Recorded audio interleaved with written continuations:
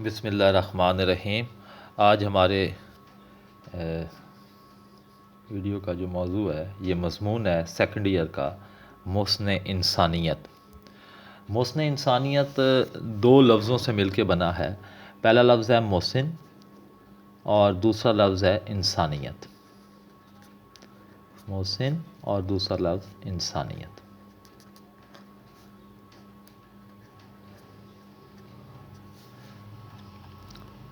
آپ اسے شروع کر سکتے ہیں۔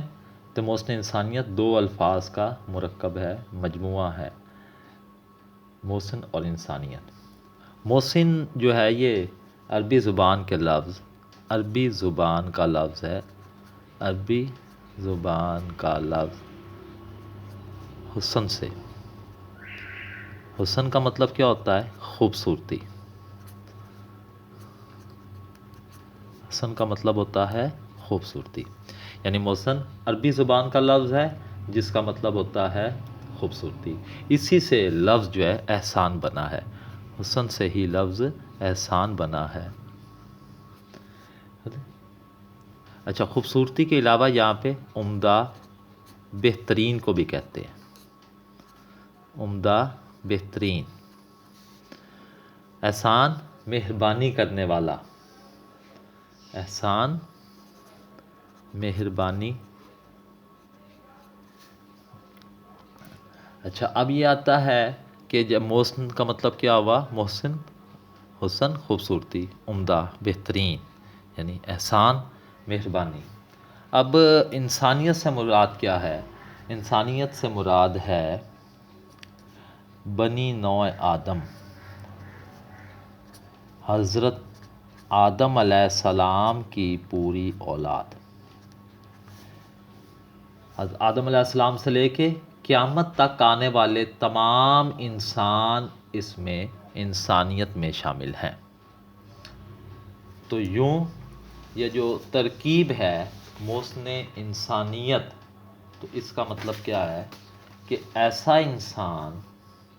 ایسا انسان جس نے قیامت تک آنے والے تمام انسانوں کے لیے بہترین یا پر احسان کیا، بہترین کام کیے، عمدہ کام کیے اور احسان کیا۔ اب یہ سوال پیدا ہوتا ہے کہ یہ احسان کیا چیز ہے؟ یہ مہربانی۔ اب اس کو یوں بھی کہہ سکتے ہیں کہ کسی کو کھانا کھلانا احسان ہے، کپڑے پہنا دینا احسان ہے، گھر بنا دینا، گھر لے دینا۔ یہ چند چیزیں نہیں ہیں، یہ احسان پوری زندگی پر شامل ہے۔ احسان پوری زندگی اور زندگی کے ہر شعبے پر محیط ہے۔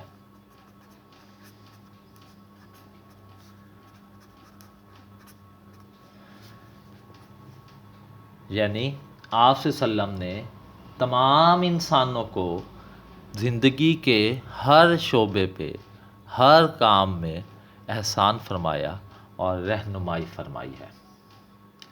یوں کہہ سکتے ہیں کہ دنیا کے تمام انسانوں کے لیے جو سب سے بڑا محسن ہے وہ آپ صلی اللہ علیہ وآلہ وسلم کی ہستی ہے۔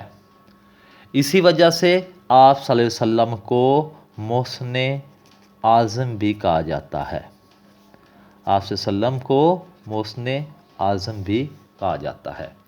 یہ آپ لوگوں کا پہلا پیراگراف ہوگا محسن انسانیت کے حوالے سے، جہاں پہ آپ نے صرف یہ بتانا ہے کہ یہ جو ترکیب مضمون کی دی گئی ہے محسن انسانیت، اس کا کیا مطلب، مفہوم ہے۔ اس کے بعد اگلے پیراگراف میں آپ بتائیں گے آپ صلی اللہ علیہ وسلم کی لائف ہسٹری، زندگی کے بارے میں۔ سب سے پہلے آپ صلی اللہ علیہ وسلم کی ولادت کے حوالے سے، آپ صلی اللہ علیہ وسلم کب تشریف لے کے آئے دنیا میں،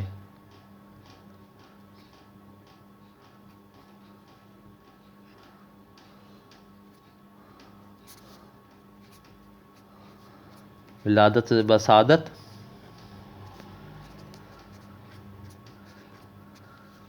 اس میں مختلف ہے۔ جو سب سے مستند ہے وہ 22 اپریل 500 1371 یعنی 12 ربیع الاول۔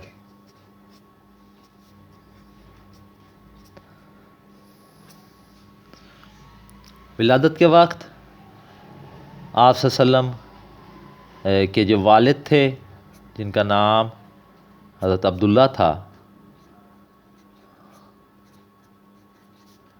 ان کا وصال ہو چکا تھا۔ جب آپ صلی اللہ علیہ وسلم کی عمر 4 سال تھی، 4 سال کی عمر میں والدہ کا بھی انتقال ہو گیا۔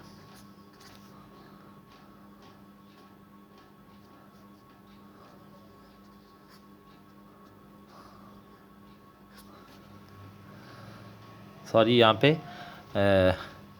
والدہ کے انتقال جو ہے وہ 6 سال کی عمر میں ہوا ہے۔ 4 سال کی عمر میں آپ کی دائی حلیمہ جو ہے وہ آپ کو واپس لے کے آئی تھی۔ والدہ کے انتقال کے بعد آپ کی پرورش آپ کے دادا حضرت عبد المطلب نے کی۔ دادا عبد المطلب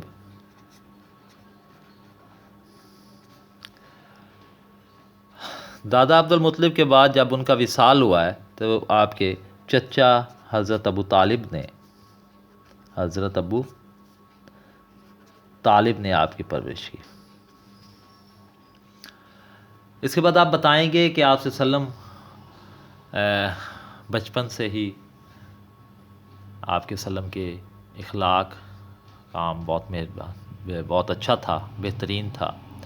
بچپن میں آپ بھیڑ بکریاں چرایا کرتے تھے، پھر جیسے جیسے بڑے ہوئے آپ صلی اللہ علیہ وسلم نے تجارت میں حصہ لیا، یہاں تک کہ جب آپ صلی اللہ علیہ وسلم کی عمر 25 سال ہوئی تو آپ صلی اللہ علیہ وسلم 25 سال کی عمر میں آپ صلی اللہ علیہ وسلم کو تجارت کی غرض سے حضرت ختیجہ رضی اللہ تعالیٰ کا مال لے کے جانا پڑا۔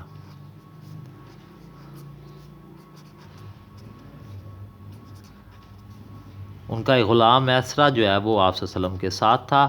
واپسی پہ میسرہ نے آپ صلی اللہ علیہ وسلم کی اتنی تعریف فرمائی، حضرت ختیجہ رضی اللہ تعالیٰ نے آپ صلی اللہ علیہ وسلم سے شادی کی درخواست کی۔ یوں 25 سال کی عمر میں جب حضرت ختیجہ رضی اللہ تعالیٰ کی عمر 40 سال تھی، آپ صلی اللہ علیہ وسلم نے ان سے شادی مبارک فرمائی۔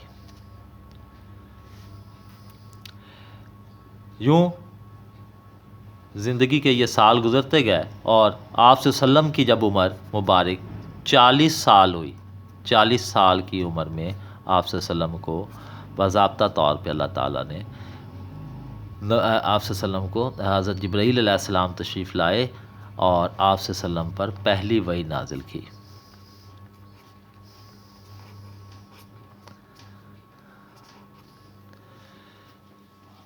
آپ صلی اللہ علیہ وسلم نے 3 سال خفیہ اسلام کی تبلیغ کی، 3 سال خفیہ طریقے سے اسلام کی تبلیغ کی ہے۔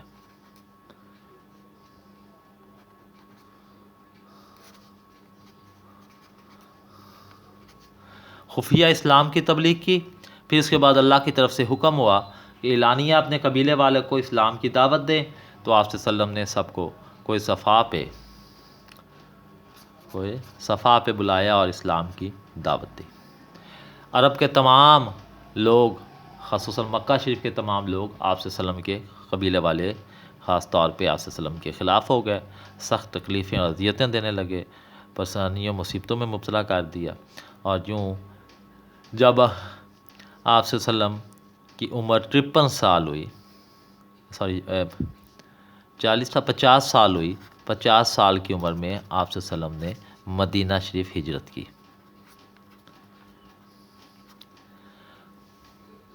وہاں پہ 1 سال بعد ہی وہ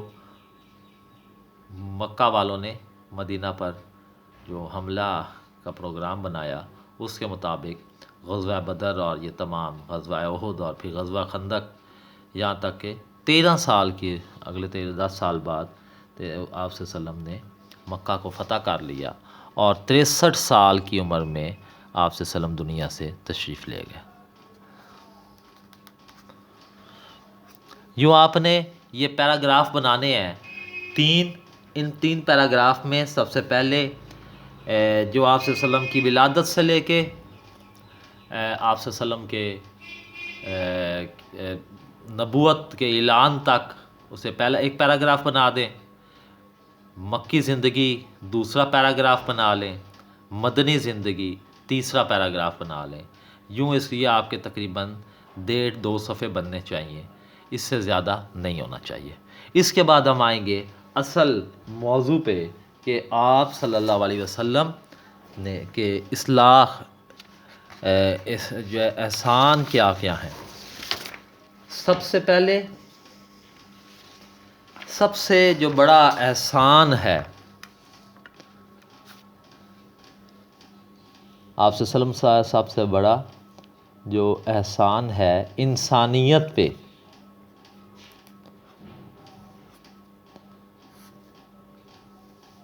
وہ ہے وحدانیت۔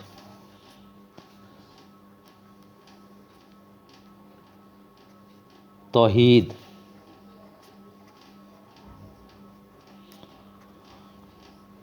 آپ صلی اللہ علیہ وسلم نے اس زمانے میں جب مکہ کے لوگ بت پرستی میں مبتلا تھے، کئی بتوں کی پوجا کرتے تھے، آپ صلی اللہ علیہ وسلم نے ان کو ایک خدا کی عبادت کی طرف مائل کیا، اللہ تعالیٰ سے ملایا، اللہ تعالیٰ کا پیغام دیا، اور یوں یہ سب سے بڑا احسان ہے انسانیت پر کہ ان کو ان کے خالق کے ساتھ ان کا تعلق پیدا کیا اور وہ راستہ بتایا کہ آپ مسلمان انسان جو ہے وہ اللہ تعالیٰ سے اپنے خالق کے حقیقی سے کیسے رابطہ کر سکتے ہیں یا کیسے مل سکتے ہیں۔ یہ سب سے بڑا احسان ہے۔ اس کو آپ الٹا کے یوں بھی کہہ سکتے ہیں کہ آپ صلی اللہ علیہ وسلم نے شرک سے انسانیت کو دور کیا، یعنی اس کے ساتھ یوں یہ احسان کی دوسری قسم ہم کہہ سکتے ہیں شرک سے دوری، اور بتایا کہ دنیا کا سب سے جو بڑا ظلم ہے وہ یہ ہے کہ انسان اللہ تعالیٰ کو کسی بھی شکل میں، صفات میں، ذات میں، افعال میں، کسی بھی حالت میں اس میں شرک کرے، شریک کرے کسی کو، تو یہ انسانیت پر سب سے بڑا احسان ہے۔ دوسرا پوائنٹ جو ہے جو یہ ایک پیراگراف میں اس کے ساتھ آپ لکھیں، اس کے بعد آپ اگلا پیراگراف میں بتائیں کہ آپ صلی اللہ علیہ وسلم سراپا رحمت ہیں۔ آپ صلی اللہ علیہ وسلم تمام انسانوں کے لیے رحمت ہیں، اپنا پرایا، چھوٹا بڑا، امیر غریب، دوست دشمن، یہاں تک کہ جانور اور پرندے بھی آپ صلی اللہ علیہ وسلم کی رحمت سے محروم نہیں تھے۔ تو آپ صلی اللہ علیہ وسلم کی رحمت تمام جانداروں کے لیے، یعنی یا ہم اس کو آپ یوں کہہ سکتے ہیں تمام جہانوں کے لیے رحمت ہے۔ یہاں پہ بتائیں بے شک ہم نے آپ صلی اللہ علیہ وسلم کو آپ تمام جہانوں کے لیے رحمت بنا کر بھیجے گئے ہیں، انسانوں کے لیے، جانوروں کے لیے، یوں آپ کہہ سکتے ہیں کہ تمام جانداروں کے لیے، جس کے لیے لفظ استعمال کیا گیا تمام جہانوں کے لیے آپ صلی اللہ علیہ وسلم کو رحمت بنا کر بھیجا گیا ہے۔ اس کی مثال آپ دے سکتے ہیں، جب طائف کا واقعہ پیش آیا تو اللہ تعالیٰ کو بھی جلال آیا اور اللہ تعالیٰ نے حضرت جبریل علیہ السلام کو بھیجا کہ اگر آپ صلی اللہ علیہ وسلم حکم فرمائیں تو ہم ان طائف والوں کو ان دو پہاڑوں کے درمیان پیس دیں۔ آپ صلی اللہ علیہ وسلم نے درخواست اللہ تعالیٰ سے یہ عرض کی کہ یا اللہ یہ مجھے نہیں جانتے میں کون ہوں، یہ ایمان نہیں لائیں گے تو ان کی اولادیں ایمان لے آئیں گے۔ تو اس پہ یعنی اس کا انڈائریکٹلی مطلب کیا ہوا کہ اللہ تعالیٰ اگر عذاب ہی دینا تھا تو مجھے رحمت بنا کر کیوں بھیجا، کیونکہ جہاں پر رحمت ہوتی ہے وہاں پر عذاب نہیں ہوتا۔ اگلا پوائنٹ، اس کے بعد آپ صداقت۔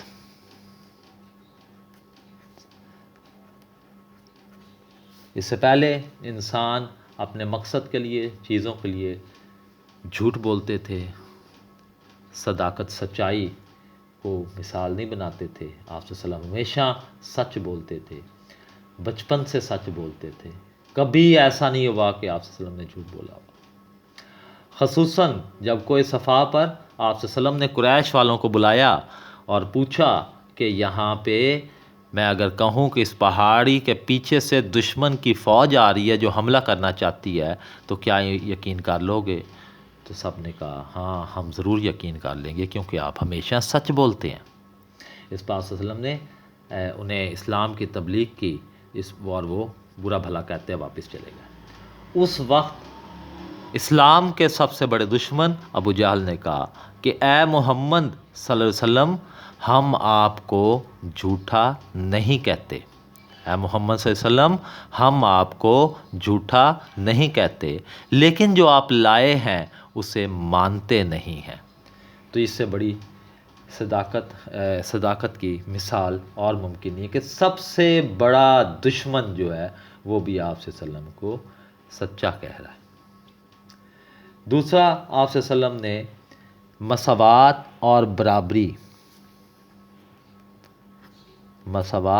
اور برابری کے حوالے سے تمام انسانوں کو بتایا کہ جو مثالیں آپ صلی اللہ علیہ وسلم نے پیش کیں اس سے پہلے نہیں تھا۔ پہلے یہ ہوتا تھا کہ طبقاتی تقسیم تھی، اگر کوئی امیر بندہ یا بڑا بندہ کوئی غلط کام کرتا تھا تو اسے معاف کر دیا جاتا تھا، جبکہ کوئی غریب کام کرتا تھا تو اس کو سزا ملتی تھی۔ اس لیے آپ صلی اللہ علیہ وسلم نے اس کے لیے آپ بتا سکتے ہیں کہ وہ خطبہ حجت الوداع کی مثال یہاں پہ بتا سکتے ہیں۔ خطبہ حجت الوداع کہتے ہیں کسی گورے کو کسی کالے پر اور کسی کالے کو کسی گورے پر کوئی برتری نہیں، کسی عربی کو کسی اجمی پر، کسی اجمی کو کسی عربی پر کوئی برتری نہیں، تمام انسان حضرت آدم علیہ السلام کی اولاد ہیں اور سب برابر ہیں۔ تم میں سے زیادہ عزت والا وہ ہے جو زیادہ متقی ہے، جو تقوی اختیار کرتا ہے وہ سب سے زیادہ عزت والا ہے۔ یہ یہاں تک تھا مساوات کے حوالے سے۔ پھر اس کے بعد آتا ہے آپ صلی اللہ علیہ وسلم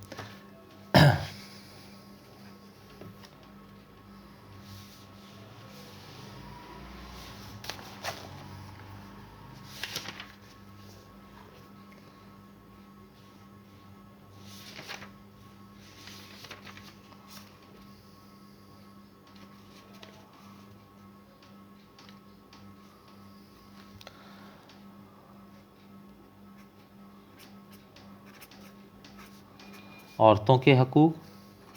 یہاں پہ بتا سکتے ہیں کہ اسلام سے پہلے عورتوں کے کوئی حقوق نہیں تھے، ان کی جو حیثیت مستحکم کی آپ صلی اللہ علیہ وسلم نے ماں، بہن، بیٹی کی نسبت سے، بیوی، بیٹی اور ماں کی نسبت سے ان کو ان کے حقوق متعین کیے۔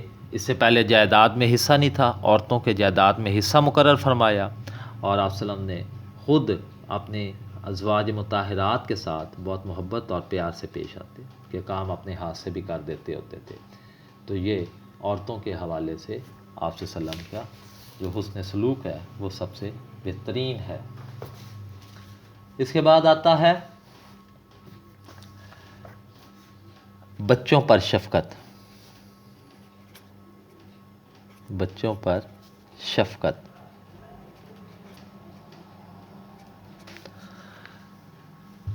بچوں سے آپ صلی اللہ علیہ وسلم بہت زیادہ محبت کرتے تھے، انہیں اپنے پاس بٹھاتے تھے، انہیں پیار کرتے تھے، ان سے کھیلتے تھے، باتیں کرتے تھے۔ اگر کوئی چیز آتی کبھی کوئی بانٹنے کے لیے تو آپ صلی اللہ علیہ وسلم سب سے پہلے اس کو دیتے جو اس عمر میں سب سے کم ہوتا، یعنی سب سے چھوٹے بچے کو دیتے۔ آپ صلی اللہ علیہ وسلم خصوصاً اپنے نواسوں سے، حضرت امام حسن رضی اللہ تعالیٰ، حضرت امام حسین رضی اللہ تعالیٰ سے تو بے انتہا محبت فرماتے تھے۔ آپ صلی اللہ علیہ وسلم انہیں کاندھوں پر سوار فرماتے، ان سے پیار کرتے۔ تو ایک بدو نے ایک دفعہ ایسے کرتے دیکھا تو انہوں نے کہا کہ میں نے تو میرے 10 بچے ہیں اور میں نے کبھی ان سے پیار نہیں کیا۔ آپ صلی اللہ علیہ وسلم نے فرمایا کہ جو رحم نہیں کرتا، جو بڑوں کی عزت نہیں کرتا اور چھوٹوں پر رحم نہیں کرتا وہ ہم میں سے نہیں ہے۔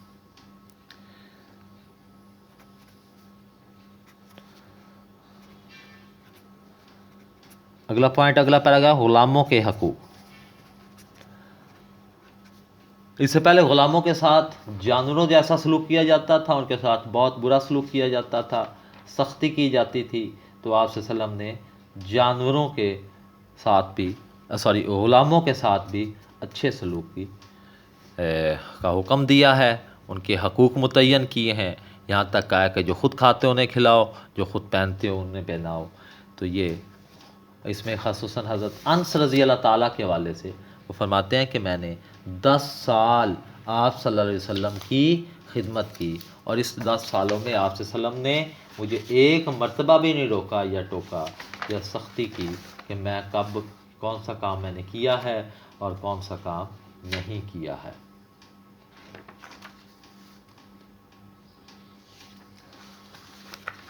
اس کے بعد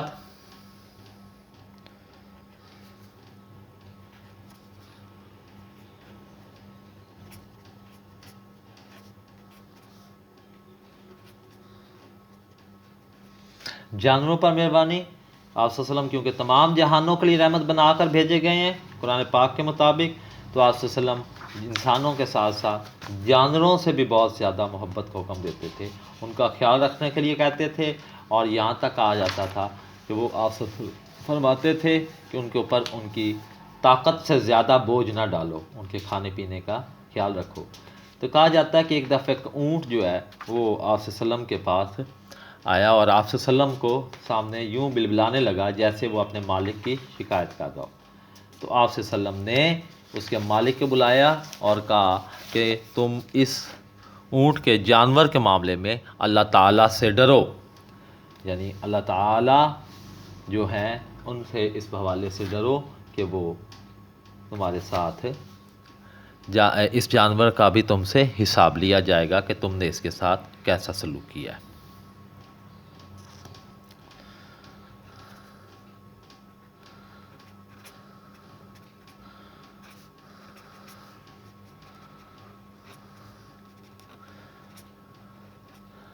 اس سے پہلے اور بعد میں بھی یتیموں کے حوالے سے کہ یتیموں کے ساتھ بہت اچھا سلوک کرنے کا حکم دیا گیا، خیال رکھایا گیا۔ آپ صلی اللہ علیہ وسلم نے حکم فرمایا، اور قرآن پاک میں بھی اللہ تعالیٰ کی طرف سے یتیموں کے حقوق کا خیال رکھنے کا بہت زیادہ حکم دیا گیا۔ تو آپ صلی اللہ علیہ وسلم یتیموں کے ساتھ بہت اچھا سلوک کرتے تھے۔ کہا جاتا ہے کہ ایک دفعہ آپ صلی اللہ علیہ وسلم عید کے دن باہر تشریف لے گئے، ایک بچہ جو ہے وہ رو رہا تھا، پوچھا تو اس کا میرا والد اور والدہ زندہ نہیں ہے، تو مجھے کوئی میرا خیال نہیں کرتا ہے۔ تو آپ صلی اللہ علیہ وسلم اسے اپنے گھر لے کے آئے اور اسے کہا کہ کیا تمہیں یہ اچھا لگے گا کہ امام حسن اور حسین تمہارے بھائی ہوں، عائشہ تمہاری والدہ ہوں، اور میں تمہارا والد ہوں، اور اس کو پیار سے پال رکھا۔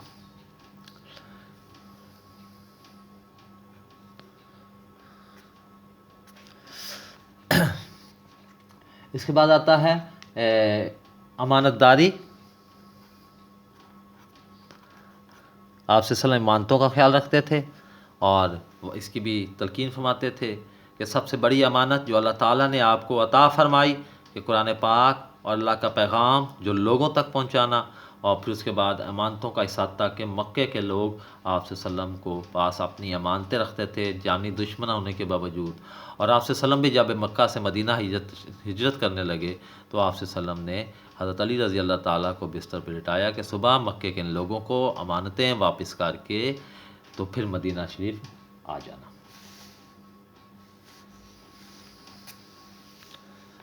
اس کے بعد عدل و انصاف۔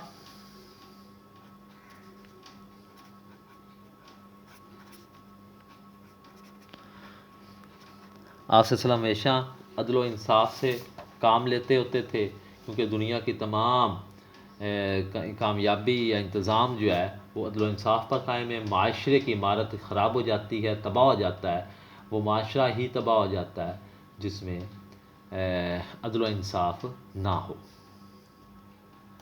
تو یوں آپ صلی اللہ علیہ وسلم کے حوالے سے مختلف چیزیں جو ہیں کہ صبر، شکر، یہ آپ صلی اللہ علیہ وسلم ذاتی جو ان سے لوگ فائدہ اٹھاتے ہوتے ہیں، جو احسان کیا عورتوں کے حوالے سے، بچوں کے حوالے سے، غلاموں کے حوالے سے، جانوروں کے حوالے سے، یتیموں کے حوالے سے، امانت اور صداقت کے حوالے سے، عدل و انصاف کے حوالے سے، یہ تمام کی تمام باتوں کے بعد ہم باضابطہ طور پہ کہہ سکتے ہیں، یعنی یہ حاصل کلام کے طور پہ، کہ آپ صلی اللہ علیہ وسلم ہی اصل میں انسانیت کے محسن کہلانے کے حقدار ہیں۔ ایسے انسان ہیں جو قیامت تک آنے والے تمام انسانوں کے لیے آپ صلی اللہ علیہ وسلم انسانوں کے لیے آپ صلی اللہ علیہ وسلم مشعل راہ ہیں، اور آپ صلی اللہ علیہ وسلم کا پیغام دین، دنیا اور آخرت سب کی نجات کا ذریعہ ہے۔ اس کے اندر آپ صلی اللہ علیہ وسلم کی زندگی سے اور بہت سارے پہلو بھی ہم شامل کر سکتے ہیں، کیونکہ آپ لوگوں نے اس کو تقریباً 10 صفحات لکھنے ہیں، تو اس میں مختلف چیزیں اور بھی شامل کر سکتے ہیں، سادگی، سچائی، پاکیزگی، صبر، شکر، یہ تمام چیزیں بھی آپ صلی اللہ علیہ وسلم کی زندگی سے شامل کی جا سکتی ہیں، لیکن یہ اس چیز پر انحصار ہے کہ آپ لوگوں کا جو مضمون ہے وہ کتنا ہے۔ تو یوں یہ 10 صفحات پر مشتمل آپ نے مضمون لکھنا ہے۔ پہلے 2-2.5 صفحات آپ کے، پہلا صفحہ یہ تھا جس میں پہلا پیراگراف تھا جو 8, 10, 12 لائنوں کا، وہ محسن انسانیت کے حوالے سے تھا۔ پھر دوسرا آپ صلی اللہ علیہ وسلم کی 1.5-2 صفحات آپ نے آپ صلی اللہ علیہ وسلم کی لائف ہسٹری کے حوالے سے بیان کرنا ہے۔ پھر اس کے بعد آپ صلی اللہ علیہ وسلم کے جو احسانات ہیں انسانیت پر، ان کے آپ نے ذکر کرنا ہے۔ تو یہ 9, 10, 11 آپ کو اس کے پوائنٹس لکھے ہیں یہاں پہ۔ اس کے علاوہ آپ صلی اللہ علیہ وسلم کے صبر، شکر کے حوالے سے، ہمسایوں کے حقوق کے حوالے سے، غریبوں بیواؤں کے یہ حقوق کے حوالے سے بھی بتا سکتے ہیں اگر آپ کا کم ہو۔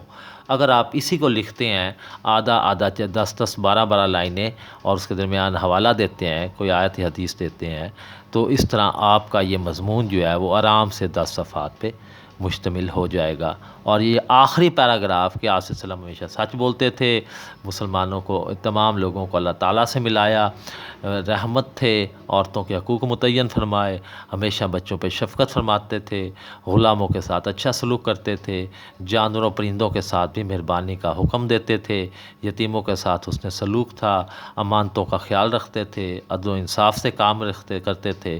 یوں ہم بجا طور پر کہہ سکتے ہیں کہ آپ صلی اللہ علیہ وسلم ہی محسن اعظم اور محسن انسانیت ہیں۔ اللہ حافظ۔